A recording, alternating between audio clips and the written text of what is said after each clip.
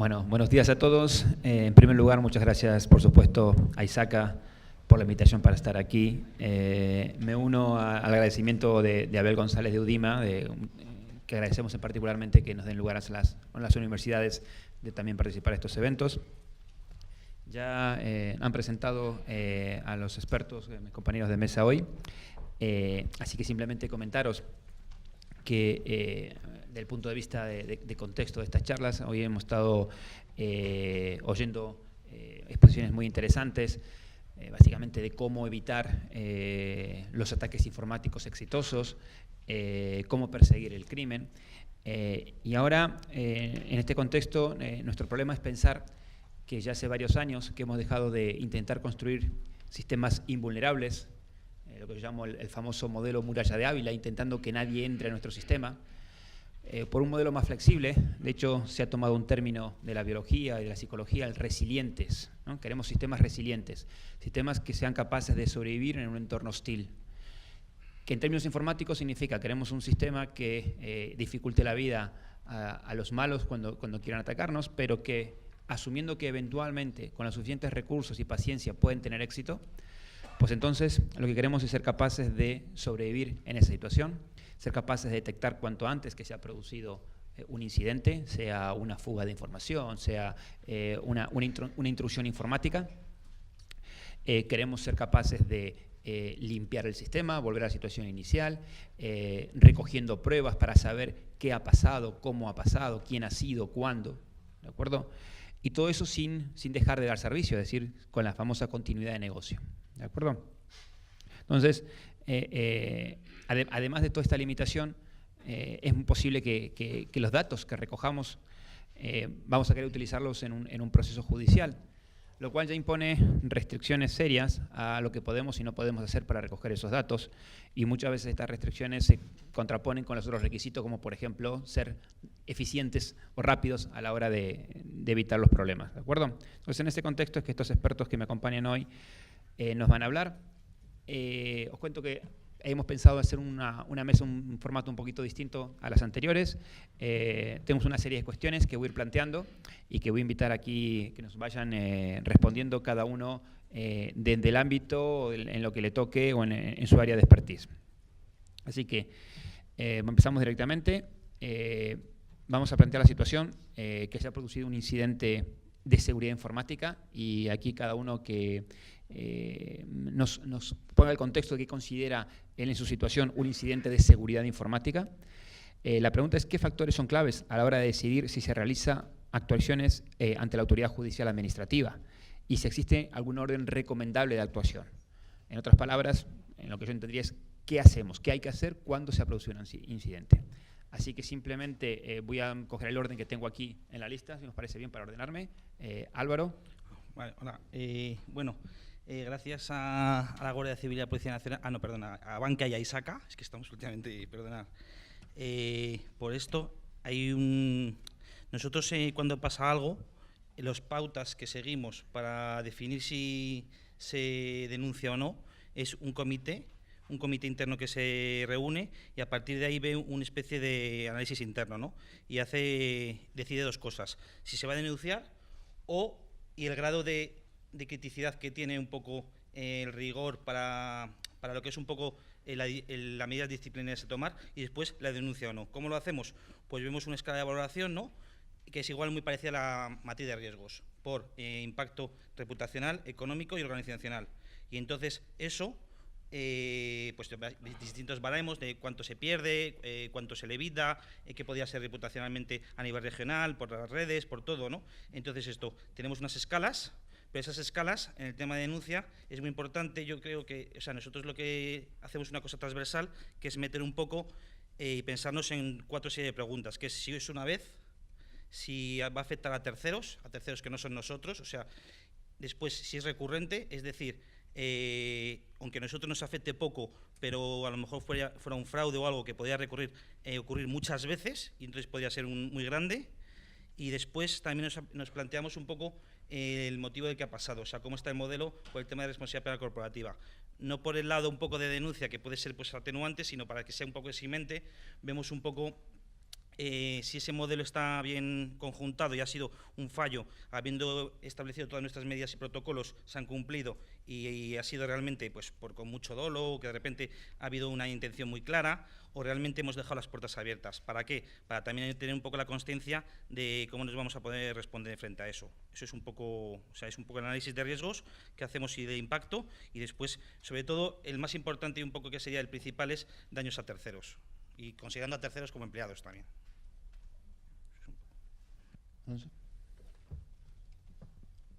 Hola a todos, gracias.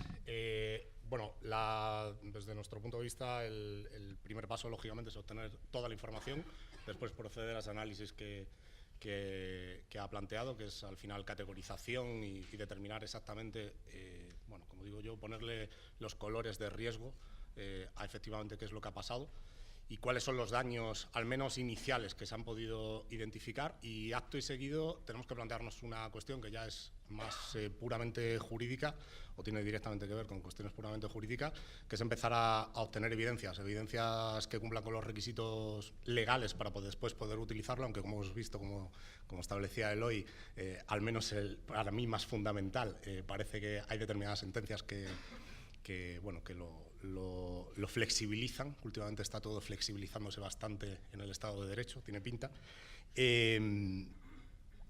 Y acto y seguido nos tenemos que plantear, una vez hemos obtenido esas evidencias, o incluso en algunas ocasiones antes de haber obtenido las evidencias, al menos todas ellas, tenemos que plantearnos ante qué hacer desde un punto de vista jurídico puro, ¿vale? Es decir, tenemos que interponer una denuncia, por ejemplo, si es un ciberataque, me da igual si es interno o es externo, no diferencio entre una y otra. Si tenemos que interponer una denuncia, abrir un procedimiento, lo que sería el inicio, digamos, de un procedimiento futuro, un procedimiento penal, o también tenemos que plantearnos, depende en este caso, el tipo de daño que se haya producido, el tipo de información, el tipo de dato que haya sido afectado, si también tenemos que notificar vía administrativa. Cada vez más tenemos normativas que nos imponen la obligación de tener que notificar a diferentes organismos administrativos bajo pena, entre comillas, de sanciones administrativas, no penales, sanciones administrativas, repito.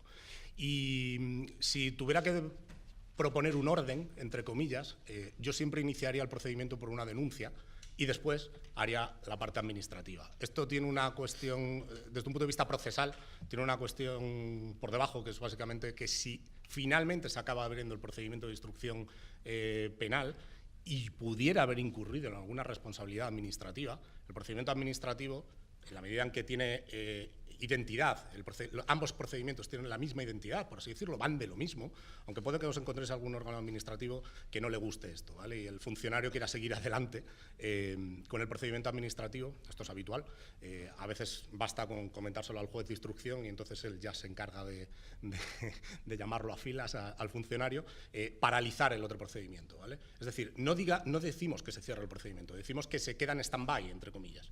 Desde un punto de vista de estrategia, a mí me parece la más recomendable, repito. También depende de qué es lo que haya ocurrido, porque puede que no tenga entidad, digamos, desde un punto de vista penal. Esos para nosotros serían los pasos a tomar, y luego viene todo lo que viene después, que es mucho, que es bastante. Muchas gracias. Eugenio. Sí. Buenos días, muchas gracias a todos por estar aquí, muchas gracias a Isaka y a Bankia. El perito informático es un profesional que está al servicio de los juzgados, de los abogados, y en mi caso concreto estoy también con colaboraciones con la BIDE. Es la Brigada de Investigación del Banco de España en delitos de falsificación de moneda. Que estemos al servicio de los juzgados, de los abogados y de la policía, ¿qué significa? Que no decidimos si algo va a ir a juicio o no. Cuando entramos a trabajar ya estamos dentro del juicio. El juez, en cualquier proceso, necesita que se le asesore técnicamente sobre una materia sobre la que él tiene que determinar unas sentencias y nos hará preguntas técnicas que son competencia de nuestro ámbito. ¿Qué es lo único que nos puede quedar a nosotros una vez ya está todo iniciado el proceso? Pues asesorar sobre los indicios, las pruebas o las evidencias informáticas que se van a poder usar en ese juicio una vez empezado después del análisis del material informático que se analice. Me gustaría matizar una cuestión sobre los correos electrónicos que han salido en la anterior ponencia. Efectivamente, en el ámbito penal, para que un perito pueda ver un correo electrónico es indispensable la orden judicial. Sin orden judicial no se puede ver el correo electrónico en el ámbito penal. En el ámbito laboral es distinto, hay otras pautas que sí se podría ver, no de cualquier manera, pero sí. Lo que me gustaría decir es que el Tribunal Supremo ha separado muy bien o ha delimitado qué es un correo electrónico. Un mensaje electrónico que no ha sido leído es correo electrónico y para poderlo leer se precisa de orden judicial. Ahora bien, un mensaje electrónico que sí ha sido leído por los interlocutores o por el emisor y el receptor, efectivamente no se va a necesitar de orden judicial para poderlo presentar en un juzgado.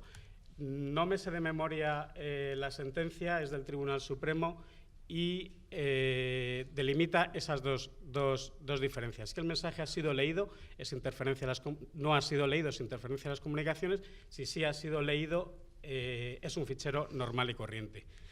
El ámbito laboral cambia un poquito. Sigo un poco con el tema de los correos electrónicos porque ha salido y es un poco de improvisación, pero en el ámbito empresarial, siempre y cuando el empresario tenga una política de uso de los medios informáticos y telemáticos, se le hayan dado órdenes expresas al trabajador de que solo puede ser usado su material para fines laborales, se le haya avisado de que pueda haber controles rutinarios para que se pueda controlar que se están haciendo efectivas las órdenes que ha dado el empresario, se diga cómo se van a hacer y se haga todo de una forma proporcionada, no mirando a saco todo el material, sino poco a poco con filtros o con búsquedas selectivas, sí que se puede en el ámbito laboral revisar el correo electrónico empresarial de un trabajador. Y básicamente, inicialmente, el perito cuando entra a trabajar, el tema ya está judicializado y poco le queda asesorar de si va a ir a juicio. No, el juicio ya está empezado. Muchas gracias. Manuel, no sé si en este contexto nos puedes comentar algo. Sí, buenos días a todos, gracias por la asistencia y a Isaka por la organización y a Bankia por el entorno. Desde mi punto de vista voy a aportar relativamente poco a esta parte. Nos concentramos, o lo que mi área de especialidad es en la generación lo más rica posible en un paso anterior o principal o inicial de la cadena. Antes de llegar a unas evidencias o a unas pruebas, tenemos que poner un poco la mirilla dentro de un marasmo que cada vez es mayor y todo lo que quiere decir ciberseguridad y nos está cambiando la vida, no solo desde un punto de vista legal, sino el día a día. Y eso se traduce en grandes cantidades de datos, por fortuna. Y se ha mencionado alguno de estos palabras que voy a intentar evitar a lo largo de la mañana, como machine learning o scoring o estos anglicismos que son muy comunes y mañana nos inventaremos otros, especialmente mea culpa a los fabricantes de software. Lo que sí que es importante es dentro de todo ese campo al que es casi imposible ponerle puertas, ¿dónde deberíamos mirar? Si es un incidente cibernético que tiene unos factores que pueden ser más o menos claves, que es la pregunta que hablábamos, ¿cuáles son más prioritarios y dónde está el grano dentro de toda esa paja? Eso es un poco el foco en el cual intentamos trabajar, o es el que intentaré aportar algo más desde mi punto de vista. ¿Cómo engancho yo esos factores clave, seas cuales sean, que desde un punto de vista, hablando mal y pronto, me los dictan? Porque es muy diferente si estoy en un ámbito, por ponernos ejemplos diferentes, tributario, de un ámbito muy informático, de una empresa privada, de servicios de logística. Hay unas leyes comunes, hay una normativa común, pero yo lo que voy es a preguntar a los expertos qué es más importante, qué es importante, pero si tuvieras que priorizar, qué es lo que tendrías que mirar dentro de todo lo que está pasando en tus redes, en tus dispositivos, si estamos en un tema tecnológico, en tus empleados, si hay una componente, y antes ha salido también un tema de cumplimiento que se ha comentado. Entonces, todos esos factores, si podemos, eso es mi intención, intentar medirlos, y voy a decirlo medirlo y no voy a decir scoring, que queda mucho más fashion y moderno. ¿No se me oye bien? Vale, perfecto. Y en ese sentido, intentar dar los mejores indicios. Ahora ya no sé si se me oye o no. Bien, vale.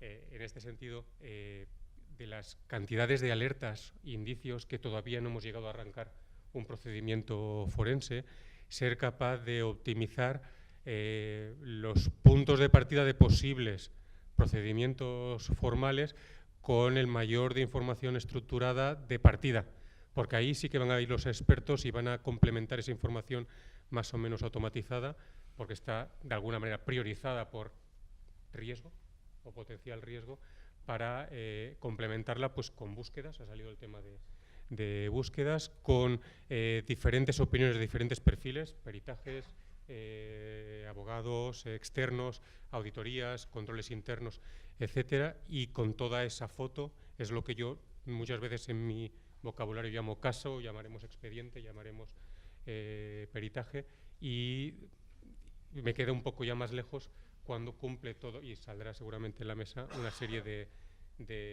cumple una serie de condiciones para ponerlo delante de un juez o de cualquier otra situación.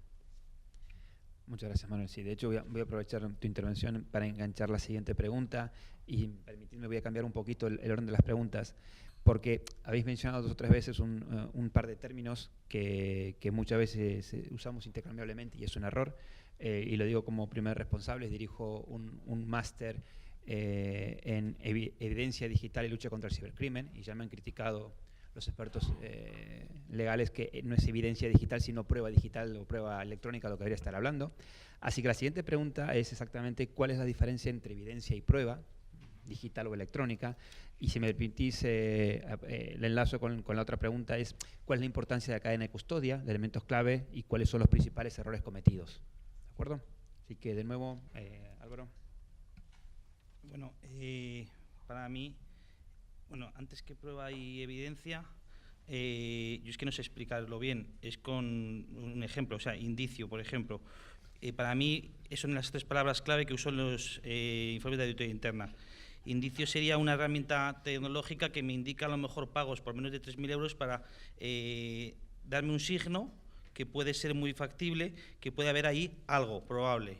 Entonces eso me da un indicio, que eso me sirve a mí para enfocar las pruebas de control interno, de auditoría, lo que sea. Y entonces, ¿qué busco?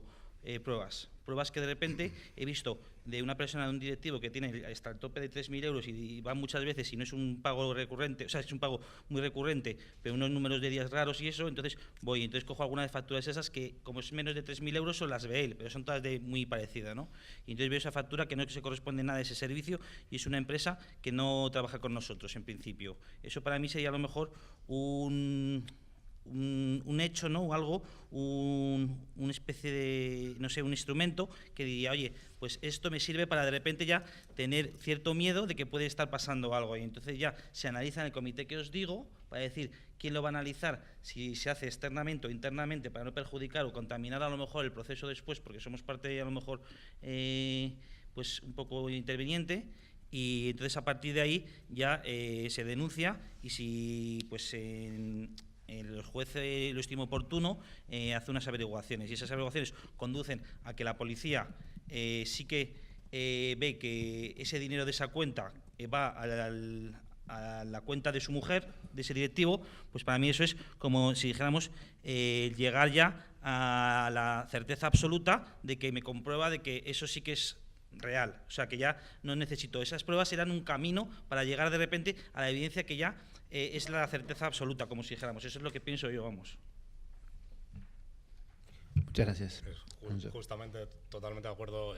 Evidencia es algo que es, no sé cómo decirlo, irrefutable, es algo que todos estaríamos de acuerdo en que efectivamente es así, y no es porque alguien diga que es así y todos asentamos con la cabeza y digamos, pues sí, porque este es el más listo, es el gurú y por lo tanto no lo creemos, sino porque hay factores externos que evidencian que eso es así, que ese elemento es claramente... ese hecho es claramente como se ha probado. El ejemplo que ponía pues es un ejemplo creo bastante claro. Prueba, digamos, estaría en un escalón, por así decirlo, anterior a la evidencia, es decir, una prueba podría llegar a acabar convirtiéndose en una evidencia, y quizás podríamos añadir uno adicional, que serían los indicios, ¿no? Al final, en muchos procedimientos judiciales originariamente se parte de indicios. Indicios no son más que, digamos, líneas derivados de líneas de investigación. Se acaba determinando, no de forma categórica, eso sí, pero sí el sumatorio se acaba determinando que un determinado hecho ha ocurrido, ¿vale? O parece que ha ocurrido, mejor dicho, sería más exacto. El sumatorio de un conjunto de indicios podría acabar llevándonos a una prueba. En este caso serían el sumatorio de un conjunto de indicios electrónicos o no electrónicos, porque ha sido importantísimo antes en la ponencia anterior cómo conectaban el mundo físico con el mundo electrónico. No olvidemos que el derecho penal es, por decir el derecho penal, lo que ocurre en el mundo cibernético tiene conexiones directas con el mundo físico, porque quien las ejecuta son manos y cabezas físicas, normalmente. Otra cosa, podemos entrar en los bots, que también los hay de los malos. Pero en definitivamente programados, son herramientas programadas por manos y cabezas humanas. Entonces, siempre hay una conexión de lo electrónico con algo físico. Es precisamente donde más dificultad hay, quizás a la hora de probar, es precisamente en esa conexión de la evidencia electrónica con la figura física, que al final es el imputado, la persona, el investigado, perdón, la persona que al final acabará siendo condenada si es que se demuestra, con esas pruebas, con esas evidencias, que se demuestra que efectivamente ha sido él el que lo ha hecho. Esa conexión no siempre es sencilla, es de hecho la parte más complicada, especialmente cuando entramos en un entorno como es Internet, que es abierto, es descentralizado, es transnacional. Jugamos con leyes nacionales en un mundo completamente desubicado, y la coordinación entre Estados es, bueno, inicialmente entre fuerzas y grupos de seguridad, policía judicial principalmente, es clave, y no siempre es fácil conseguir esa coordinación en todos los estados, precisamente en aquellos en los que las manos y las cabezas suelen ser el origen, digamos, de al menos su ubicación electrónica. Luego ya veremos a ver si la física está en el otro lado. Eugenio, Sí. y ya que estamos, te voy a pedir que... Comparto totalmente las definiciones que se han dado aquí. Indicio informático es, tras analizar el material incautado, el material informático, indicio es lo que vas averiguando. Indicio son las señales que, tras el análisis, vas viendo dentro, por ejemplo, de un ordenador cuando lo estás analizando, y siguiendo con el ejemplo anterior, si un correo electrónico ha sido leído o no, es un indicio. Evidencia es lo que es evidente, lo que es irrebatible, lo que categóricamente es así y no se debería poder tirar para abajo. Y prueba yo lo veo como el conjunto de acciones dentro de un juicio, la prueba global, que le sirve a la autoridad judicial para dictar la sentencia, para averiguar los hechos que se están investigando. Los peritos trabajamos más o menos siempre en el dictamen, hablamos de indicio. Evidente es lo que te piden ya los abogados, pero pon lo que es categórico, que es tal, pues unas veces lo que sea, y ya la prueba se lo dejamos a los jueces, que cada profesión tenemos lo nuestro. Bien, yo creo que hay un poco de, en mi opinión, frontera difusa, pues sobre todo por la parte de evidencia. Creo que entre indicio y prueba hay una mayor claridad. Por ello me pongo, si me tengo que poner a mí mismo como ejemplo, yo me dedico a buscar indicios, y en algunos casos esos indicios son bastante evidencias. Sobre todo creo que Álvaro modestamente ha dicho, hombre, no sé explicarlo bien, pero ha puesto el ejemplo de los 3.000 euros. Eso para mí es un indicio. Todos hemos tenido que hacer alguna transacción que estaría alertada por una normativa individualmente, y no por eso dejamos de ser bellísimas personas. Cuando eso ya es algo más que un indicio, yo le hablaría de eso de un indicio de bajo riesgo, o con un riesgo que se tiene que poner en contexto.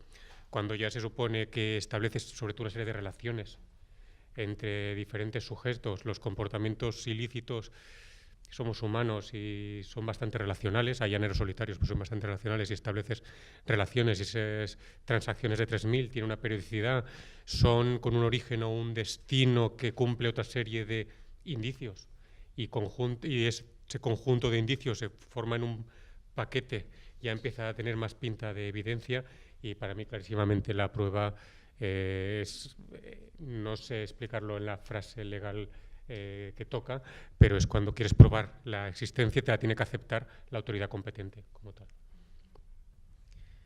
Me da culpa por hacer las dos preguntas juntos, me había dejado el tema de la cadena de custodia de lado, así que lo vuelvo a repetir, cuáles son los elementos claves y los errores principales cometidos en la preservación de esta cadena de custodia. Yumus, es que no sé, no sé. Alonso. Yo, bueno, los elementos claves, antes decía Eloy que hablaba de que uno de los requisitos esenciales para poder aportar a un procedimiento judicial perdón, disculpad. Uno de los elementos claves para poder aportar en un procedimiento judicial una prueba, una evidencia, una prueba electrónica, sería que la prueba hubiera sido obtenida no vulnerando los derechos fundamentales, ¿vale? Aparte de eso, es necesario garantizar que la prueba aportada es íntegra y que se ha garantizado la custodia de la misma, la cadena de custodia de la misma. Garantizar la cadena de custodia en el mundo físico a veces no es sencillo, a veces es bastante complicado, porque, digamos, requiere la supervisión permanente física, incluso me atrevería a decir ocular, de alguien que dé fe, entre comillas, que nadie ha toqueteado esa mochila o que nadie ha toqueteado ese vehículo o lo que sea. En el mundo electrónico, bueno, como digo, las matemáticas nos pueden ayudar bastante, de hecho nos ayudan bastante, especialmente la criptografía, nos ayuda bastante precisamente a eso. Los algoritmos criptográficos nos pueden ayudar precisamente a garantizar que algo, desde el mismo momento en el que se le aplica ese algoritmo, sea por ejemplo un sellado de tiempo, un timestamp, que lógicamente debería utilizar algoritmos que fueran seguros, digamos, que no estuvieran rotos en el momento de realización de esa captura, calculen unos hashes y el resultado final, digamos, a partir de ese momento tenemos la garantía, y como digo, esto puede ser interpretable, pero digamos que hablan las matemáticas, no habla el derecho. Y cuando hablan las matemáticas, hablan también, junto a las matemáticas, los peritos, que vienen a certificar efectivamente si ese algoritmo era el correcto o no era el correcto, si esa prueba es íntegra o no es íntegra, y si esa cadena de custodia, si esa prueba ha podido ser modificada, manipulada, desde el momento de su obtención. Una vez se aporta a sede judicial, a partir de ahí digamos, no se pierde esa integridad por el hecho de aportar al juzgado, sino que además se sigue manteniendo, es decir, no es algo intrínseco a partir del momento que queda firmado. Es un elemento absolutamente clave. Sin eso, el abogado que tengamos enfrente, el abogado en este caso sería, entiendo, el abogado defensor, ¿no?, del presunto, el malo, presuntamente malo, se va a tirar como un auténtico perro de presa a precisamente ese punto, porque una vez tumbe ese punto, automáticamente esa prueba deberá dejar de tener que ser tenida en consideración por el juez en sala, y es justamente a donde se suele agarrar como última instancia aquel que sabe que está defendiendo al malo, al que efectivamente lo ha hecho. ¿Por qué? Porque es una cuestión que automáticamente tumbará, no todo, lógicamente, dependerá qué prueba haya sido afectada, si son todas, si es una parte, automáticamente tumbarás los elementos esenciales para poder, digamos, atacar o defender, en este caso, atacar. Por lo tanto, el resultado final será que probablemente tengamos difícil condenar a la persona en cuestión. Sí. Cadena de custodia en informática son todas aquellas acciones que debes realizar para intentar demostrar o para demostrar que el material informático que se ha incautado es el mismo que tú has analizado y es el mismo que se presenta en el juzgado. acciones que hagan demostrar que el material es lo que peritas y que el material es lo que llevas al juzgado. Un abogado defensor, si te has saltado alguno o ve indicios o ve evidencias de que esa prueba puede haber sido manipulada, te va a tirar la prueba que estás llevando al juzgado.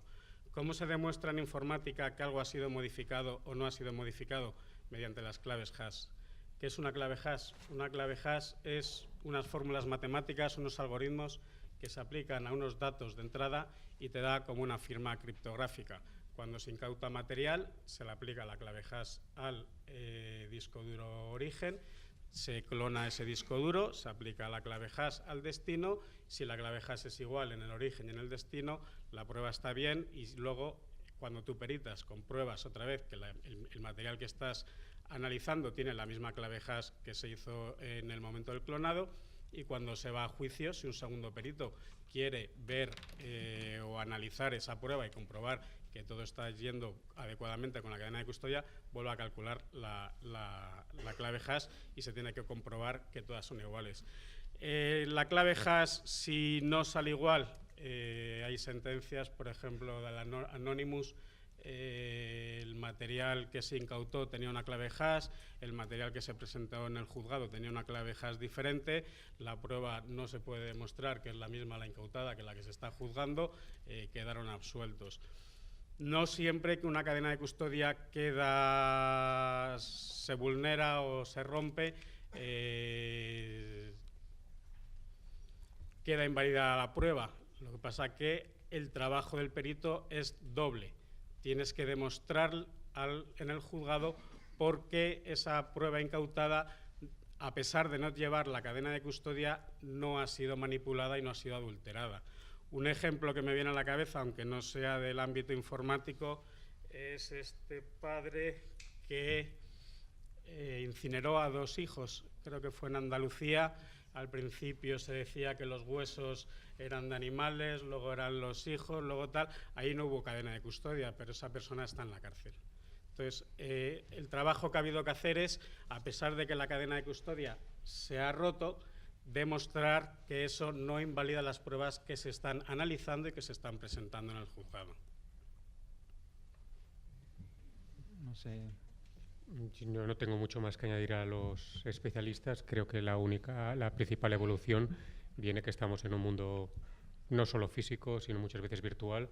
Los discos duros, pues dentro de que ser digital, se pueden clonar y se pueden encriptar, pero imaginemos casos como cosas que están en memoria que no puedes desenchufar, y ahí es donde tienes que buscar las evidencias. Entonces, hay toda una serie de cosas que creo que los especialistas podrían hablar más en este sentido, pero son los que están evolucionando todo este proceso de cadena de custodia.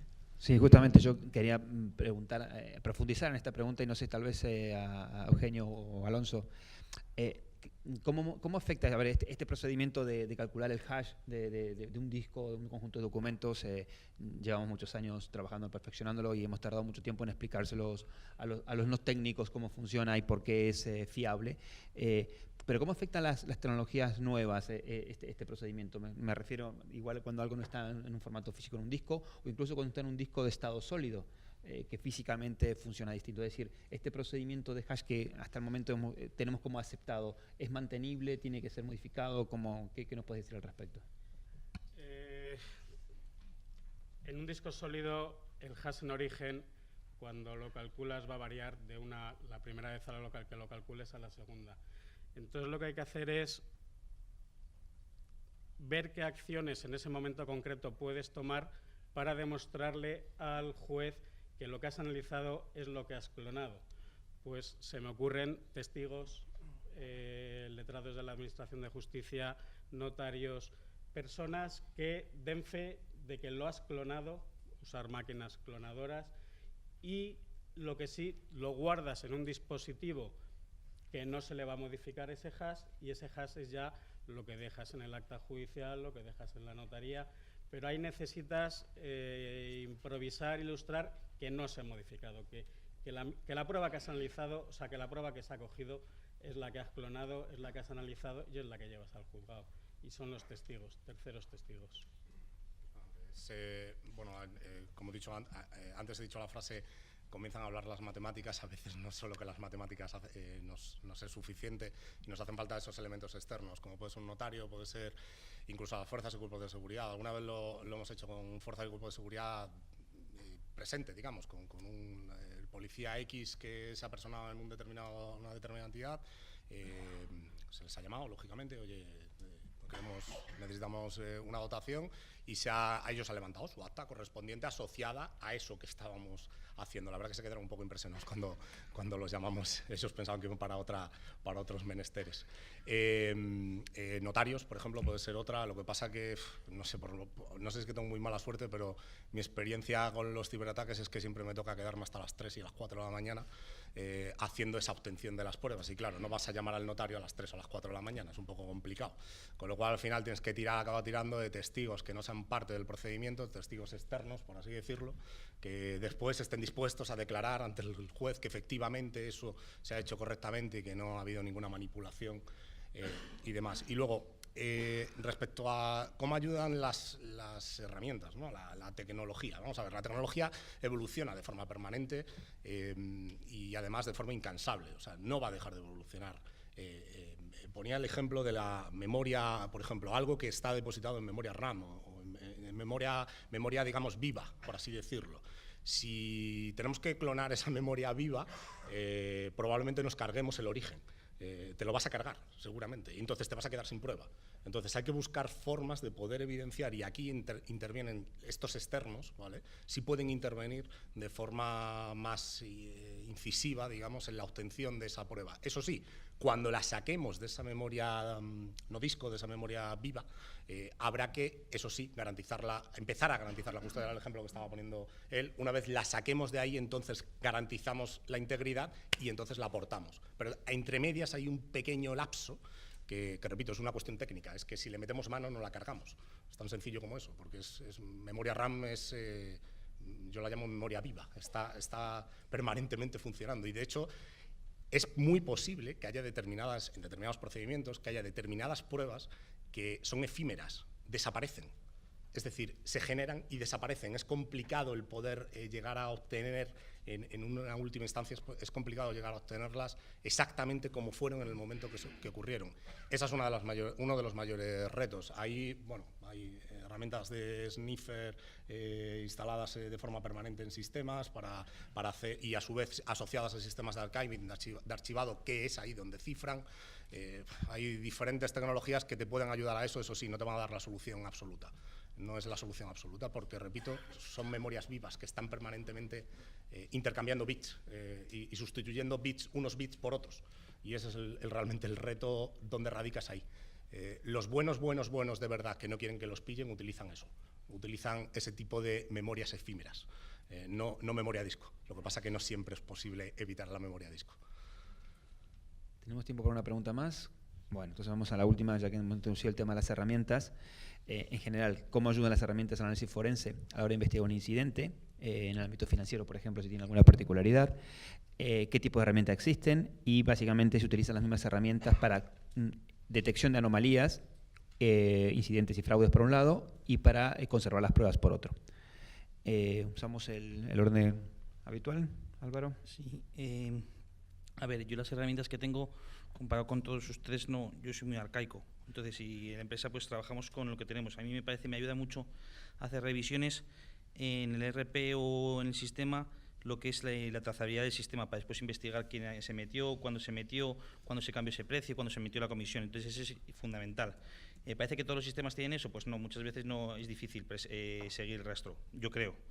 Después, otra cosa es un poco la parametrización del sistema. Es decir, yo me meto a lo mejor y me saco por el ERP en Excel todas las cuentas de los trabajadores, cuentas corrientes, y todas las cuentas de los proveedores, y las cruzo. Nadie va a ser tan tonto de facturar a la empresa con su número de cuenta, pero es que hay gente que, ¿sabes? O sea, detectas cosas. Entonces, el sistema, a lo mejor, yo le pido a los desarrollo de IT, que son muy buenos en mi empresa, digo, oye, por favor, ¿no podíais hacer de repente que nos saltara una alerta si en un momento coincide? Y entonces vemos a ver lo que pasa. No voy a ir de repente a saltar y dicen, pues sí, pues entonces eso está muy bien, ¿no? Para esa herramienta. Hay otro que, por ejemplo, bueno, me han contado, me han dicho, o sé, que ha habido un par de empresas cotizadas que un externo, un pirata o lo que sea, se ha metido en el ERP y ha cambiado su cuenta de proveedor, en las fichas de proveedores, la cuenta corriente. ¿Qué pasa? Que entonces cambia la fecha de una cuenta de proveedor, de un proveedor muy recurrente y muy grande. Entonces llega la factura de certificación de no sé qué, son 2 millones de euros o 10 millones de euros. Entonces, claro, pasa todo el proceso del ERP de aprobaciones. Es una factura perfectamente hecha por el proveedor lícito, original, no sé qué, no sé cuánto. Pasa toda la cadena del flujo, ¿no?, de aprobaciones, y de repente pues se da la aprobación y la remesa siguiente, cuando toque el día 15 o el día 20, hace la remesa de pagos y la remesa de pagos chupa automáticamente de la cuenta del campo donde está el proveedor del ERP. Entonces es un problema porque de repente al día va una cuenta que está en cualquier banco español, pero a los 2 segundos desaparece y se va. Entonces, ¿cuándo nos enteramos? ¿Cuándo se enteraron? Pues cuando a los 15 días o 20 días dice, oye, ferroviaria de turno, no es ninguna, y dice, oye, ¿qué pasa? No sé qué no me habéis pagado. Y dice, la que os facturé hace un mes y medio. Y dice, sí, te la pagamos hace 15 días. No habéis pagado. Y dice, no, mira tu cuenta. No, mira mi cuenta. Y dice, se dan cuenta que cambiaron.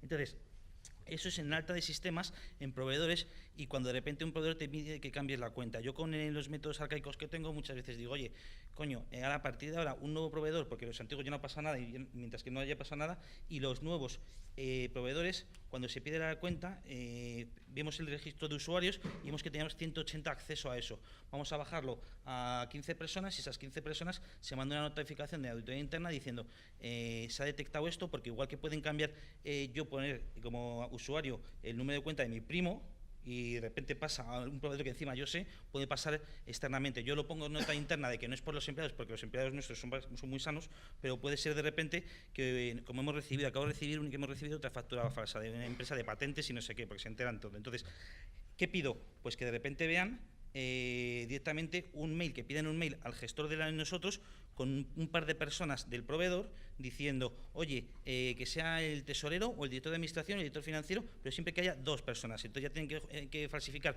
un dominio, un punto telefónica.es, ¿sabes? O sea, de eso del proveedor. O la certificación de autenticidad de la cuenta, que es lo que normalmente nos llega. Vale, eso es manual. ¿Qué me ayuda a mí? Al departamento de IT le pido, oye, que cada vez que se modifique en el sistema una cuenta contable, me salte una alerta y me llegue. Entonces entonces automáticamente me llega al director de tesorería con el director de control interno y digo, oye, sí, y entonces él verifica y dice, oye, ¿por qué ha sido este cambio? Sí, entonces ha autentificado con una carta no sé qué, no sé cuánto. Vale, perfecto. Entonces eso es lo que a mí me da mucha confianza. Y en cosas económicas importantes, para mí son los temas de caja que estamos hablando un poco, los temas de transparencia y confianza. ¿Y cuál es eso? ¿Cuál es el tema penal de económico que se puede cambiar muchísimo? Yo lo veo también 2 aspectos, que es el de el uso de información confidencial para una empresa cotizada, coger información y reportes y antes de publicar, por eso está todo el registro de iniciados, por eso siempre eso hay que tener mucho cuidado.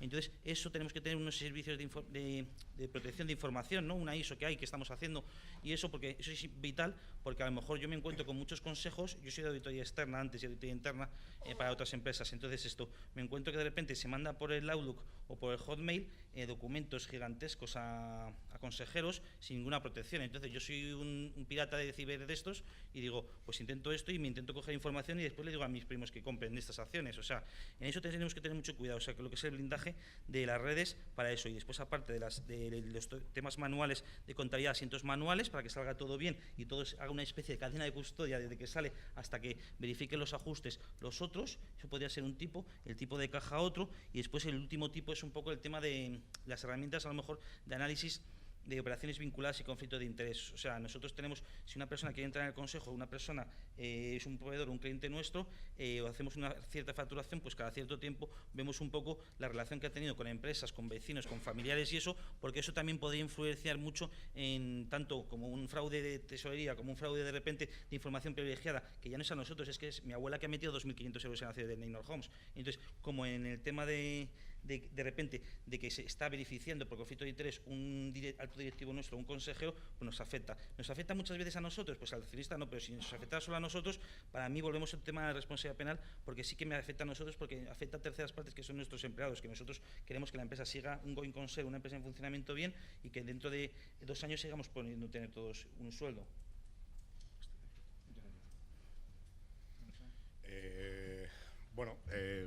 realmente la pregunta originaria era, repítela, por favor. Herramientas. ¿Cómo te asisten las herramientas al proceso de detección de incidentes? De hecho, es como terminado el anterior, si no me equivoco, ¿no?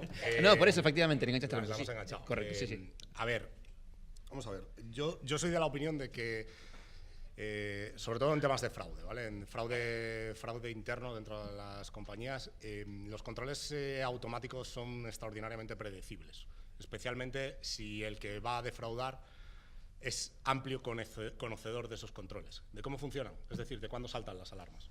Por eso él estaba planteando controles que eran automáticos algunos y otros que son puramente manuales. Realmente lo que hace saltar muchas veces fraudes en sector financiero, cuando digo fraudes, digamos, bien elaborados, ¿vale? No el que se ha puesto la cuenta suya personal para cobrar los 2 millones de euros, que hay que ser un poco cazurro para hacerlo, pero bueno, se hace, ocurre. Pero al final yo creo que la clave está en mezclar adecuadamente controles automatizados, si lo queremos llamar así, con controles manuales y adicionalmente controles aleatorios no previsibles, es decir, controles aleatorios que no, incluso en algunas ocasiones podrían no estar ni siquiera documentados. Se documenta que se va a hacer y el resultado que se obtiene, pero no están documentados que está previsto el hacerlos. ¿Por qué? Porque de esa forma, y estoy pensando incluso en algunas ocasiones, fraudes que no son cometidos, como os he dicho antes, no son cometidos por personas manualmente, por personas físicas, sino son cometidos por bots. En el fondo lo que estás haciendo estás impidiendo, introduciendo ese elemento, ese factor que es intrínseco a lo humano, que es lo impredecible, que somos capaces de pronto, cuando la lógica dice que tenemos que hacer X, que es no comprobar si alguien se ha puesto su propia cuenta, porque es algo absurdo, lo comprobamos. Hacer ese tipo de comprobaciones creo que son las que, al revés de lo que está pensando de lo que está enfrente, no lo va a hacer. Si eso es una máquina, el que lo ha diseñado, es decir, un bot o una persona más o menos predecible, puede que nos encontremos con sorpresas, es decir, que nos encontremos con determinados, en sector financiero yo lo he visto, como de pronto hacían un determinado control, que yo decía, ¿y dónde está documentado? ¿Y eso por de dónde lo habéis sacado? Verás cómo sacamos algo. Y efectivamente el resultado final era que obtenían algo. A lo mejor no era lo absoluto, ¿vale? Pero sí sostenía un indicio, como decíamos antes. ¿Por qué? Porque estás utilizando algo que va contra la lógica y los sistemas al final acaban funcionando de una forma más o menos lógica, que no hacemos más que trasladar la lógica humana, pero son predecibles. Es decir, si los conoces, es predecible. El problema es, o la cuestión, la solución, creo, una de las soluciones es actuar de forma en ocasiones ilógica a la hora de hacer esa investigación, porque de esa forma va a ser complicado que al otro se le haya ocurrido la misma maldad que se te está ocurriendo. A veces ocurre, ¿eh? A veces ocurre que dices, coño, se le ha ocurrido, justamente, no mala suerte. Pero quiero decir, reduces un poco más el riesgo y cazas a veces cosas que no. Yo creo que es una combinación. Solo herramientas no, aunque sí herramientas para reducir la carga, digamos, de verificaciones, la carga de trabajo, por así decirlo, de los humanos, ¿no? Y los humanos, eso sí, establecer diferentes niveles, como han establecido ellos, diferentes niveles de control que nos permita nivel 1, nivel 2, 3 o 4, que nos permita reducir ese riesgo, en definitiva, ¿no? Hasta que casi lo anulas. Eugenio, rogándote brevedad. Sí, brevísimo. Las herramientas de informática forense son imprescindibles para analizar la información. En informática la información es muy voluminosa.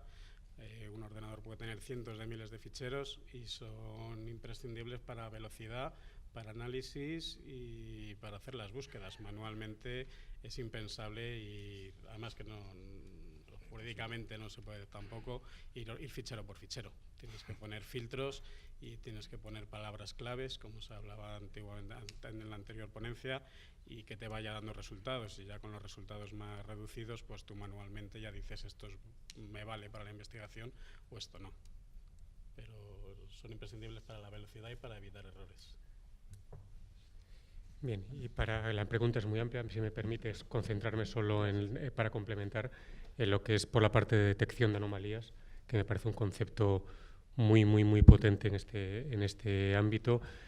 La propuesta que yo haría, la que defiendo y la que veo que tiene un cierto retorno y además bastante medible, es combinar lo que hemos llamado controles, que es detectar patrones de comportamiento conocidos, incorporar, complementar con lo que llamaría pura detección de anomalías, y la matemática aplicada a los datos puede ayudar ahí, que es desconocido, no sabes qué puede pasar, no tiene por qué ser un mal comportamiento, pero complementado con esos controles ya empieza a tener una foto, un color diferente. Se puede aprovechar si existe, no siempre pasa. Se han hablado de diferentes tipologías de una manera natural sobre la mesa. Procedimientos de compras, ciberincidentes más tecnológicos, que pueden ser pues, de robo de datos o exfiltración en una red. Podríamos hablar de fraudes comerciales, de robo de cuentas o de tarjetas de crédito. Habría muchas tipologías y cada una tendría sus particularidades, pero muchas entidades, por ejemplo, financieras, guardan muchos datos de fraudes anteriores, te permiten aprender de patrones de comportamiento, yo los llamaría complejos, y he mencionado antes algo que puede ser muy relevante. Lo he visto con mucho valor en empresas de seguros, por ejemplo, para siniestros, en agencias tributarias, patrones relacionales. Cuando hay una organización, una pseudo profesionalidad o sin el pseudo directamente, y son varias entidades, no es un único malo o mala en este aspecto. La combinación de todo eso nos da la mejor foto, se la damos al especialista, que sabe, y la mejor máquina siempre va a ser el humano. Afortunadamente sigo cruzando los dedos, no sé si de aquí a 10 años diré lo mismo, y con toda esa foto tan rica para que pueda tomar esa decisión. Bueno, muy bien. Vamos a cerrar la mesa, que luego le vais a echar la culpa al argentino que se enrolla. Esto es lo de siempre. ¿Tenemos tiempo para una pregunta o ninguna? Una pregunta, una sola. ¿Alguien tiene una pregunta? Estamos todos cansados y con hambre, creo que... Venga.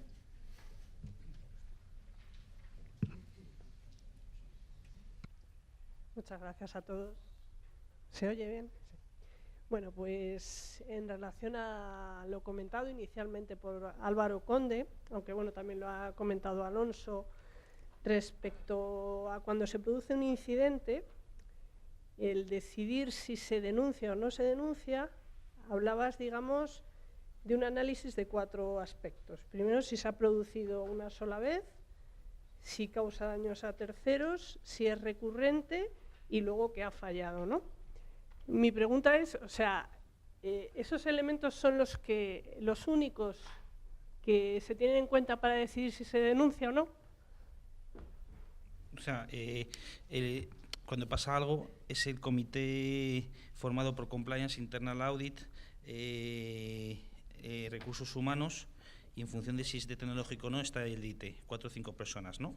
Legal, Recursos Humanos, Auditoría Interna, Compliance y IT, esto. Entonces, nosotros, claro, el tema de la denuncia tenemos que verlo con mucho cuidado, porque cuando digo que analizamos con una matriz de riesgos el impacto que hay económico, reputacional y organizacional, eso no es como en el mapa de riesgos, porque la probabilidad ya se ha dado. Decimos, ojo, que de repente nos sale aquí abajo, pero podemos tener un peligro de que nosotros estamos vendiendo casas, o sea, una casa para nosotros es más de un tornillo. Entonces, el impacto reputacional de una persona multiplicada por 8 en redes sociales nos puede hacer mandarnos a la compañía a la mierda enseguida. Entonces, es un tema importante. Entonces, esto está dando, la materialidad es pequeña, es una persona, sí, pero tiene un impacto reputacional muy grande. Entonces, esto está dañando un tercero. Entonces, nosotros con unas escalas de evaluación, porque cada uno tiene las suyas, o sea, a mí lo de los scoring de Big Four y eso, pues bueno, también he estado mucho y lo he hecho. Entonces, esto, digo, bueno, vamos subiendo y decimos, bueno, son 4 aspectos, como podríamos haber medido más, pero el más importante para nosotros y el que está más ponderado es el daños a terceros,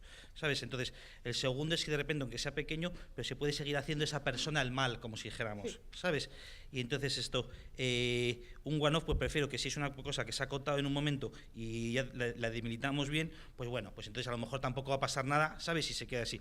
Y lo último, pues es un poco la protección y mirarnos a nosotros por dentro mismos, porque decimos, ojo, que si viene después un tercero independiente a revisarnos cómo hacemos el proceso de investigación, porque eso en paralelo va, lo analizamos desde Internal Audit o lo analizamos desde un experto externo, ¿no? Entonces, uno de los dos también depende mucho si va a denunciar. Si ya sabemos en principio que no va a denunciar, normalmente hacemos internamente. Si pensamos que va a denunciar, tiene más probabilidades que sea un experto externo, ¿no? Entonces, lo último es un poco para protección nuestra, es decir, no vayamos a tirar peras contra nuestro propio tejado. Tiene un scoring, tiene una ponderación menor, pero dice que el modelo de responsabilidad penal dice que tienes que tener un modelo establecido, centrado, hemos dado la formación, hemos trasladado esto, hemos hecho controles, han funcionado, hay evidencia de que han funcionado esos controles, ya no podemos hacer más. Ha sido una cosa de muy mala leche de esta persona o lo que sea, ¿no? Entonces decimos, bueno, pues entonces podemos denunciar más tranquilamente, porque si nos vienen, hemos cumplido como un buen alumno aplicado.